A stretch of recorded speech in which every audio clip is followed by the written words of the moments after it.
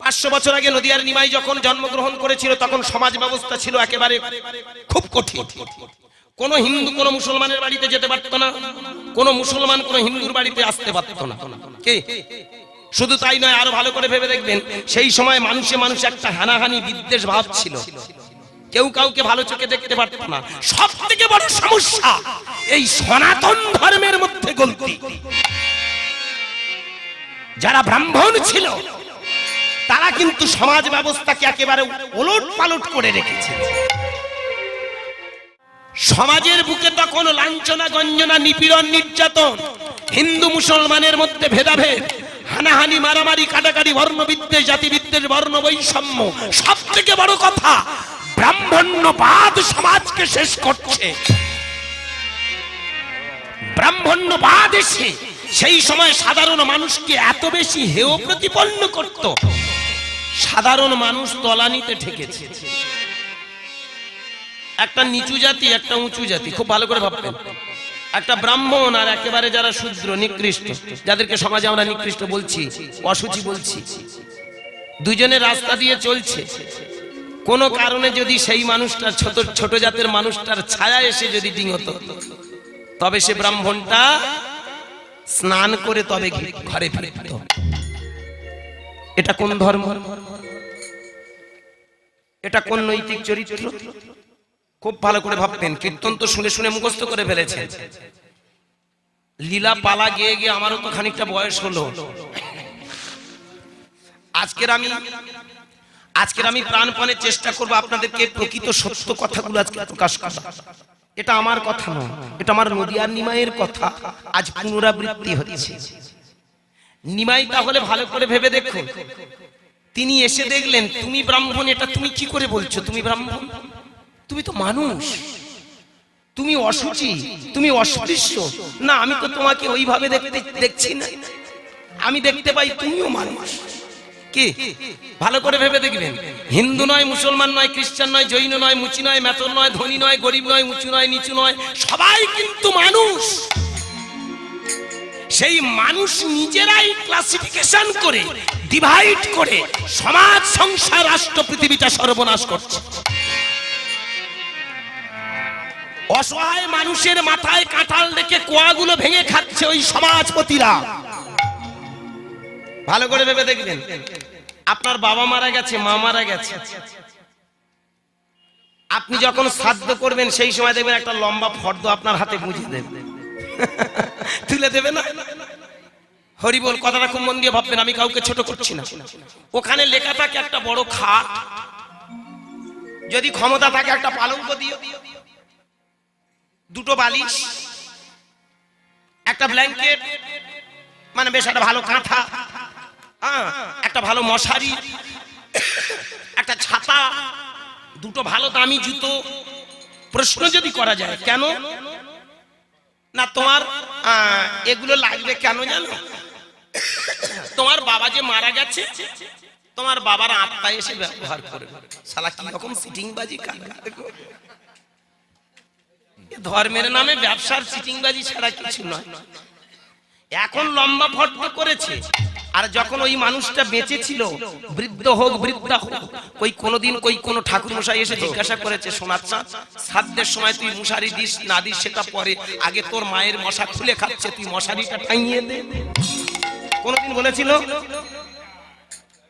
ভালো করে ভেবে দেখবেন, হয়তো মাটির বিছানায় শুয়ে শুয়ে পিঠে ঘা হয়ে গেল, কোনদিন এসে বলেছে, সোনার চাঁদ, একটা বাজার থেকে কম দামের একটা তক্তপোষ এনে সেখানে তোর বাবাকে মাকে শুইয়ে দে?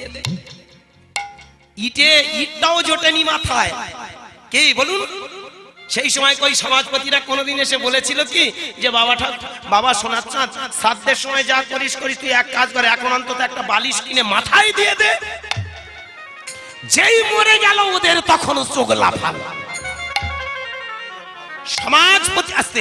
সমাজপতিরা সমাজটাকে শেষ করে দিয়েছে।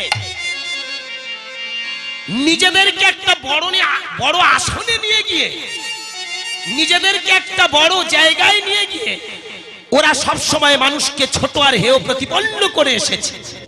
এইখানে দাঁড়িয়ে নিজে ব্রাহ্মণের ছেলে হয়ে নদিয়ার নিমাই প্রতিবাদ করে বলে উঠল, শোনো, আমি ব্রাহ্মণ নিন্দা নয়, আমি ব্রাহ্মণ্যবাদকে নিন্দা করছি।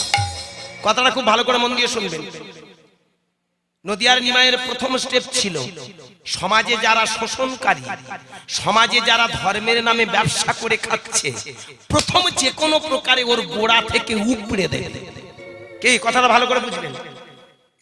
তাহলে সমাজে যারা শোষণ করে, সমাজে যারা পরের মাথায় কাঁঠাল ডেকে কোয়া ভেঙে খায়, সেটাকে উপড়ে দেওয়ার জন্য গোড়া এলো, যাতে গোড়া থেকে উপড়ে ফেলা যায়।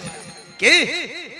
সেইখানে দাঁড়িয়ে নদিয়ার নিমাইয়ের প্রথম স্টেপ ওই ব্রাহ্মণদের বিরুদ্ধে একটাই কথা, এতদিন তোমরা ব্যবসা করে খেয়েছো, তুমি নিজেকে চেনোনি, নিজেকে জানোনি, আগে নিজেকে চিনতে শেখো। মানুষকে তুমি ঘৃণা করো, কিন্তু মনে রেখো এই পৃথিবীতে আমরা সবাই একই পিতার সন্তান। আজকের এই হরিবাসরে ভক্তমণ্ডলী, ভক্তিমতী মায়েরা, আজকের এই কীর্তনের বাসরে দাঁড়িয়ে আমি যে কথাগুলো বলছি একটু মন দিয়ে ভেবে দেখবেন। এখানে কেউ ধনী নয়, কেউ গরিব নয়। আছে বাবা? এমন অনেক মানুষ আছে যারা অনেক কোটি কোটি টাকার মালিক। আপনার যত টাকা থাকুক না কেন, হরিবাসরে আসতে আপনি কিন্তু একেবারে তার সন্তান, ধনী নয়। এখানে আজকের এখানে বসে আছেন অনেক অনেক মানুষ আছে যারা কোটি কোটি টাকার মালিক, টাকা রাখার জায়গা নেই, কিন্তু হরিবাসরে এসে তারা হাত তুলছেন। আবার এমন অনেক গরিব মানুষ আছে যারা রাস্তা করে খেতে পায় না, তারাও হরিবাসরে এসে হাত তুলছে। এটা কে শিখিয়ে গেছে? আমার নদিয়ার চাঁদ দেখিয়ে দিয়ে গেল। তুমি যে ধনের গর্বটা করছো, বলো তো কতক্ষণের জন্য? আজকের এখানে ভক্তমণ্ডলী, আমার ভক্তিমতী মায়েরা, আমরা এত টাকার গর্ব করি, এত ধন সম্পদের গর্ব করি, এত জমির গর্ব করি, এত টাকা নিয়ে আমরা নিজেদেরকে অহংকারের মঞ্চে বসিয়ে রেখেছি। কিন্তু ভেবে দেখুন তো, ও টাকা কি আমাদের? ও ধন সম্পদ কি আমাদের? ভালো করে ভেবে দেখবেন। এখনো পর্যন্ত আমাদের আসল ঠিকানা আমরা নিজেরা কোনোদিন খুঁজিনি, নিজেরা কোনোদিন খুঁজে পাইনি। নদিয়ার নিমাই এসেছিল আমাদের ঠিকানা দিতে। আজকের এখানে আমার মায়েরা ভালো করে ভেবে দেখবেন, আপনাদের জীবনের কথাটা একটু ভাবুন তো। আপনি বলতে পারবেন আপনার ঠিকানাটা কোথায়? পারফেক্ট ঠিকানাটা বলুন। আপনি প্রথম জীবনে ছিলেন কোথায়? বাবার ঘরে। ওখান থেকে যখন যৌবনে পা রাখলেন, ওখানে আর আপনার লাস্টিং হলো না। ওখান থেকে টেনে হিঁচড়ে কোন শক্তিতে যেন আপনার নিয়ে গেল শ্বশুর বাড়ি। কি তাই না? ওই যে একটা গান আছে না, গানটা খুব মজার গান, একটু গাই ছোট করে। বাপের বাড়ি এই গ্রামে, শ্বশুর বাড়ি ওই। বাপের বাড়ি এই গ্রামে, শ্বশুর বাড়ি ওই। শুধু তোমার বাড়ি কই গো নারী, তোমার বাড়ি কই। গানটার ভিতরে কত বড় তত্ত্ব শিখিয়ে গেলে দেখুন। এই গানগুলো আমরা শুনে মুখস্থ করে ফেলেছি, মাইকে বাজে আমরা শুনি, কিন্তু মানে বুঝি না। কত বড় কথা দেখুন। বাপের বাড়ি গ্রামে, শ্বশুর বাড়ি ওই। বাপের বাড়ি গ্রামে, শ্বশুর বাড়ি ওই। তোমার বাড়ি কই গো নারী, তোমার বাড়ি কই। শুধু তোমার বাড়ি কই গো নারী, তোমার বাড়ি কই। তাই হরি হরি হরি। বাপের বাড়ি রাম, শ্বশুর বাড়ি শুধু তোমার বাড়ি কই গো নারী, তোমার বাড়ি কই। শুধু তোমার বাড়ি কই গো নারী, তোমার বাড়ি কই।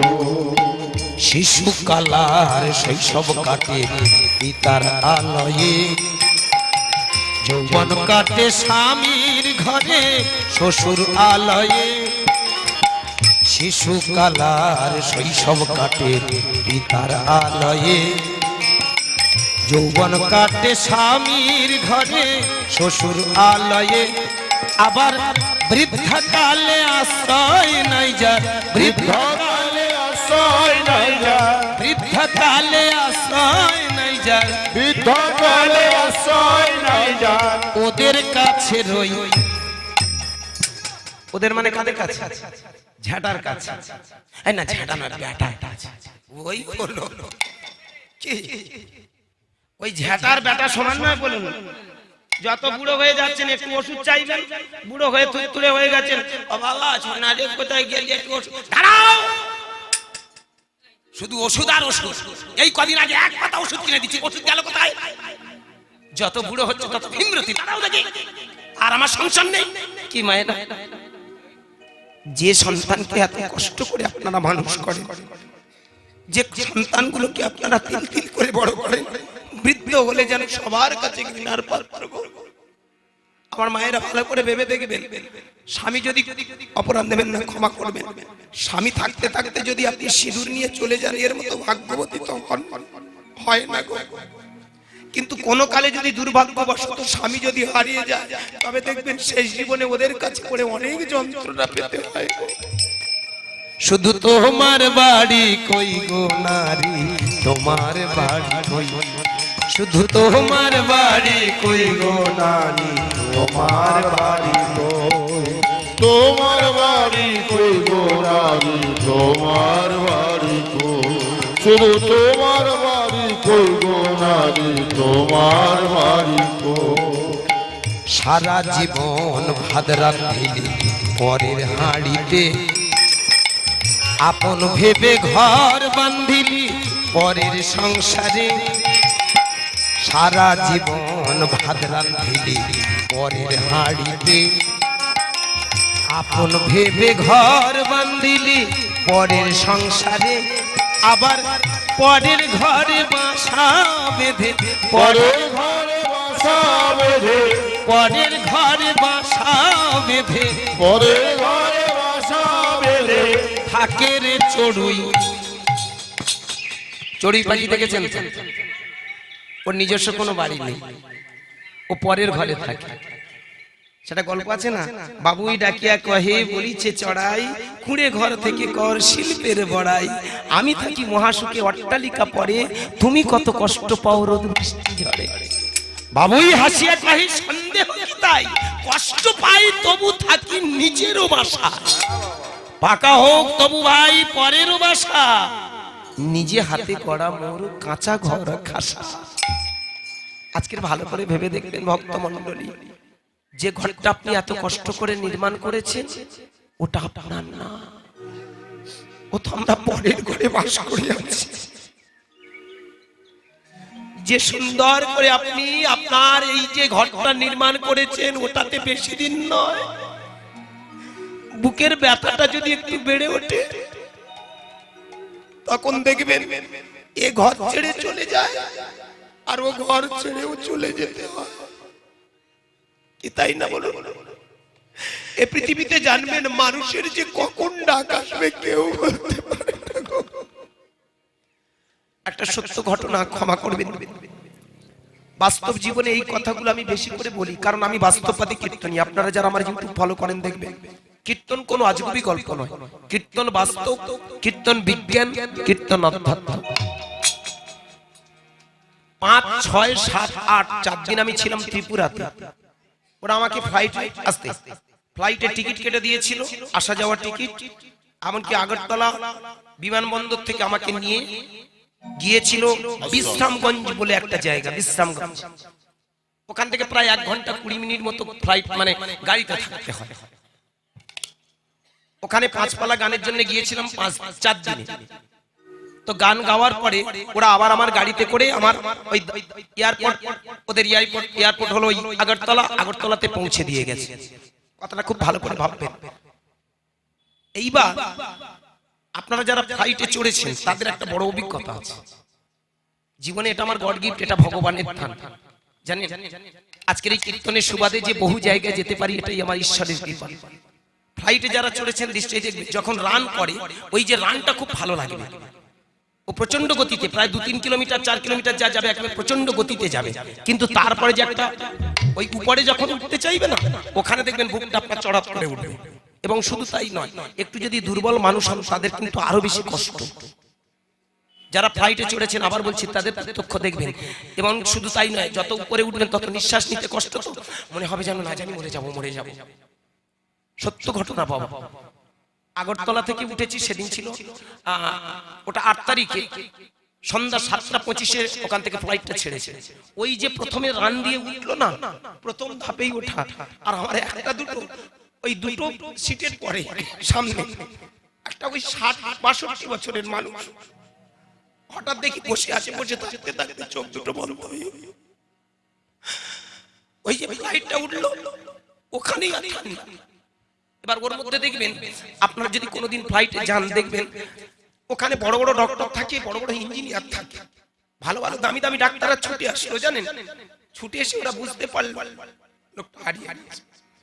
এবার ফ্লাইটের মানুষ যাতে কষ্ট না পায়, যাতে বুঝতে না পারবে, এই তোমরা কেউ উঠবে না, যে যার আসনে বসে থাকবে, কোনো অসুবিধা নেই, ঠিক আছে।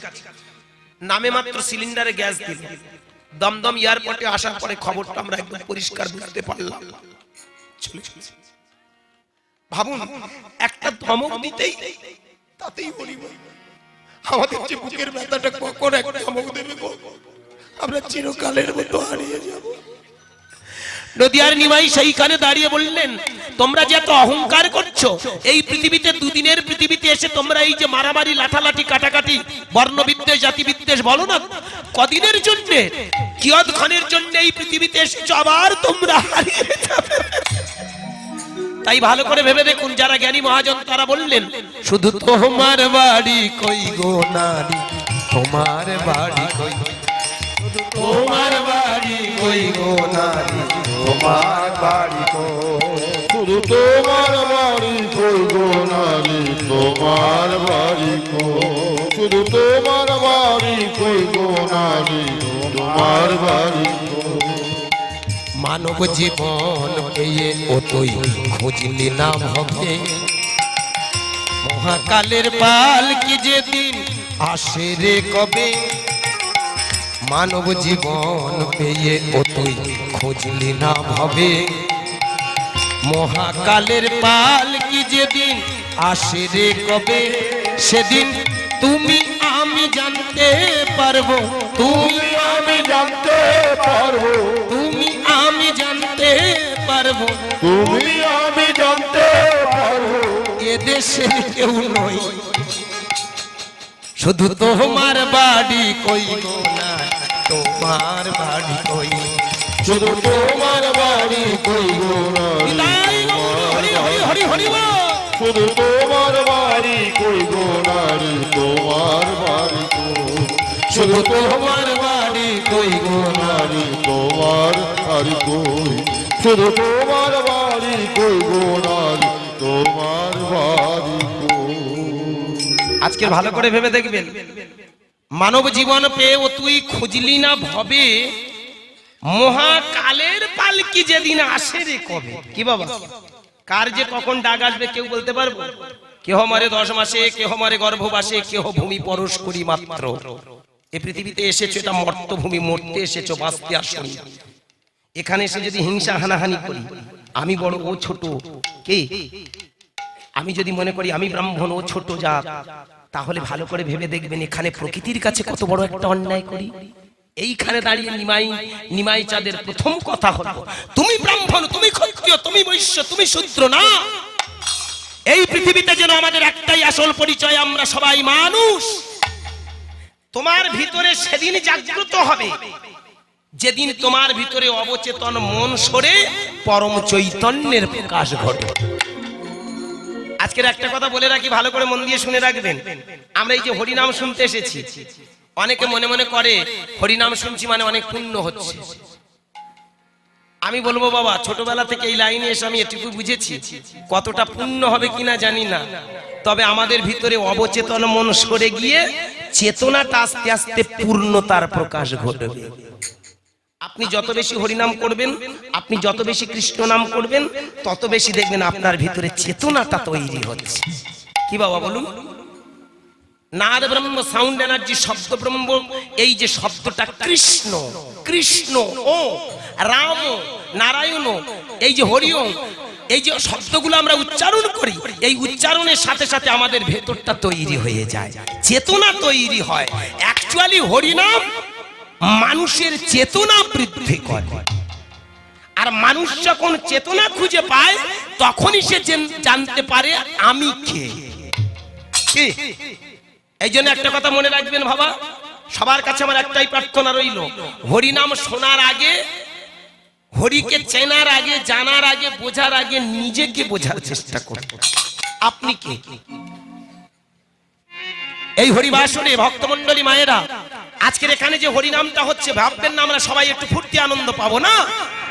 এই আনন্দের সাথে সাথে আমরা জেনে নেব আমাদের আনন্দময়ের ঠিকানা আমরা কারা। আজকের এই হরিবাসরে ভক্তমণ্ডলী ভালো করে ভাববেন, যারা জ্ঞানের জ্ঞানী হয় তারা ভগবান খুঁজতে যায় না, তারা আগে নিজেকে খোঁজে। কিছু বলবে? আচ্ছা, কি নাম? আচ্ছা, সুশান্ত রানা, মাঝের চড়া নিবাসী সুশান্ত রানা।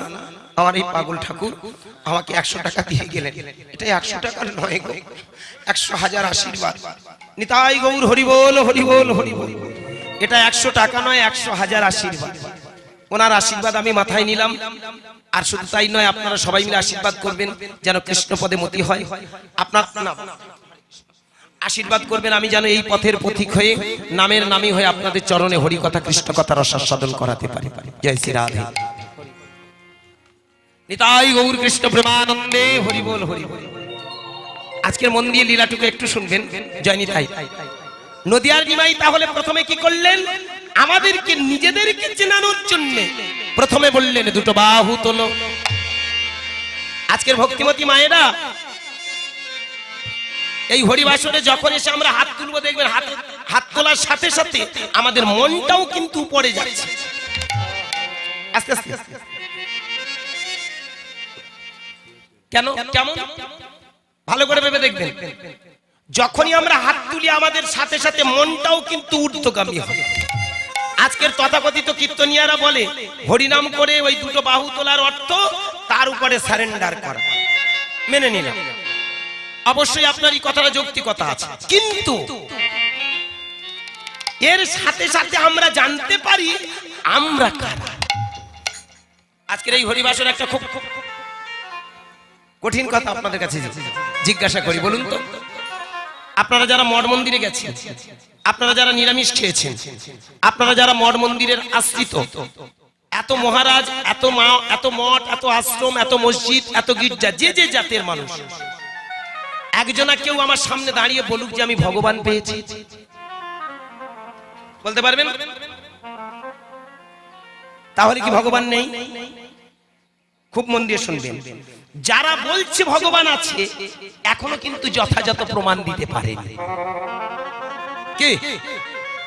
চাঁদে যে যাওয়া যায় সেটা কিন্তু প্রমাণ করে দেখিয়ে দিয়েছে ভারত যে চাঁদে যাওয়া যায়। আমাদের সামনে কেউ প্রমাণ করে দিতে পারে যে ভগবান আছে? আবার যারা বলছে নেই তারাও কি যথাযথ প্রমাণ দিতে পারবে যে নেই? কে? দুটো কথা।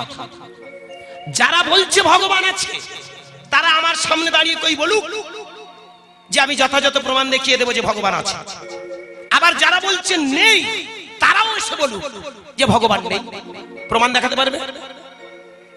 এইখানে বলবো কি আছে কি নেই ওটা পরে ভাববো, আগে প্রথম ভাবতে হবে আমরা যে পৃথিবীতে এসেছি আমরা কোথা থেকে এসেছি। এইটুকু যদি আপনি জানতে পারেন তাহলে বুঝতে পারবেন what is God and what is he, ভগবানটা কি আর ভগবানটা কে। এইটুকু আপনি জানুন যে আমি কোথা থেকে এসেছি। এই জন্য জ্ঞানী মহাজনের একটা গান লিখেছেন, মন দিয়ে শুনবেন গানটা, কি সুন্দর গান। জীবনের মানে যে জন্য না জানি, ঘুরে মরে অকারণে,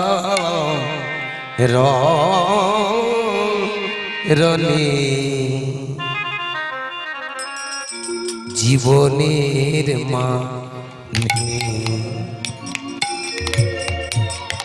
জীবনের মানে যে জন না জানে, ঘুরে মরে অকারণে,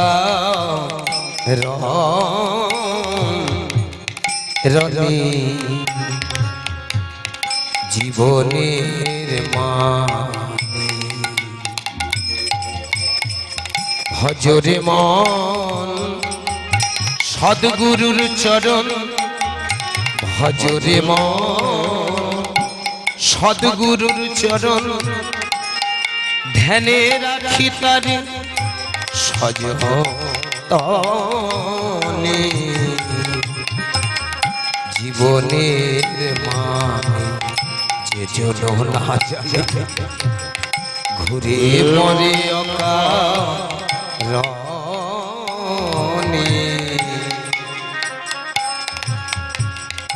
জীবনের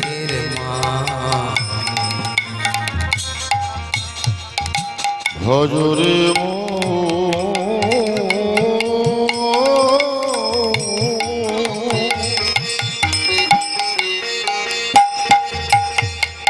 ভজরে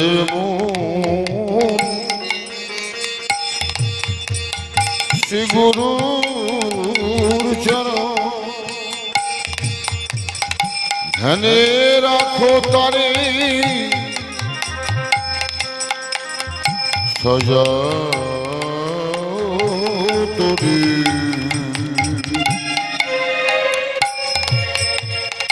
জীবনের মান যে জন না জানে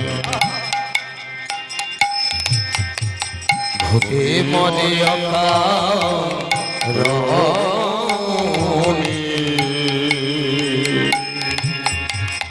জীবনের মানে গানটা খুব মন দিয়ে শুনবেন, গানের ভিতরে আসল তত্ত্বটা লুকিয়ে।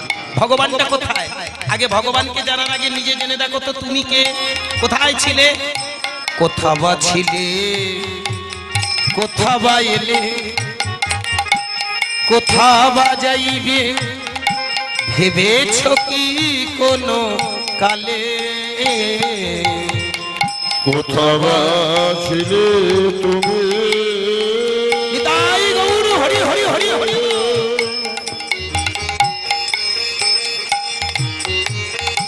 কোথা বা ছিলে তুমি, কোথা বা এলে, কোথা বা যাইবে, ভেবেছ কি কোনো কালে? কোথা বা ছিলে, কোথা বা এলে, আবার কোথা বা যাইবে, ভেবেছ কি কোনো কালে? কোথা বা ছিলে তুমি,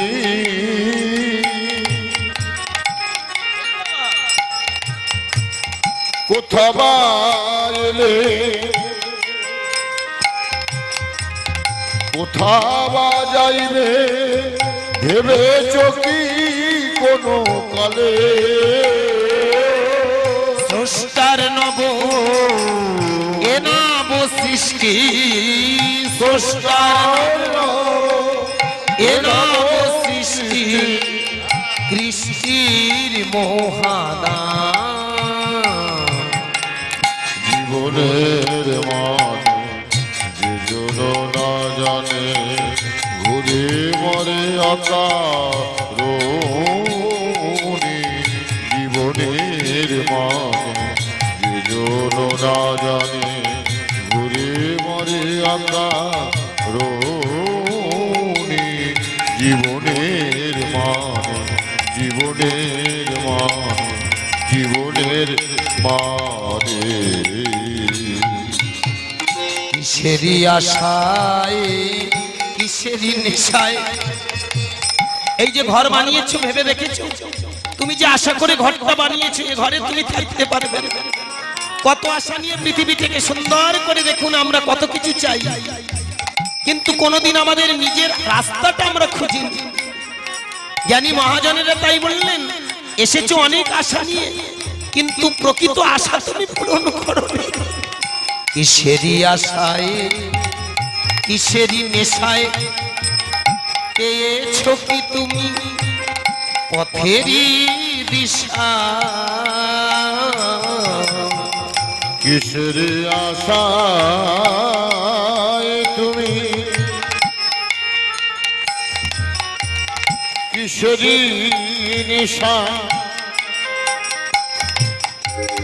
পেয়েছো কি তুমি পথেরই দিশা কিসেরি আশায় কিসেরি নেশায় পেয়েছো কি তুমি পথেরই দিশা